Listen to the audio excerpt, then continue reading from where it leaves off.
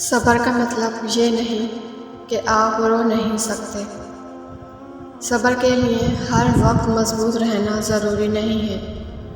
ہم سب انسان ہیں، اور اگر ہم میں اتنا زیادہ ضبط کرنے کی صلاحیت ہوتی تو اللہ کبھی بھی آنسو نہیں بناتا۔ اور آپ جانتے ہیں کہ باقی سبھی مقامات ایک طرف ہیں، لیکن آنسوؤں کا اللہ کے یہاں مقام سب سے افضل ہے، اور جو آنسو اس کے دہلیز پہ بہا دیے جاتے ہیں وہ انہیں اپنے پاس سنبھال کر رکھتا ہے، اور ایک ایک آنسو کا صلہ دگنا کر کے عطا کرتا ہے۔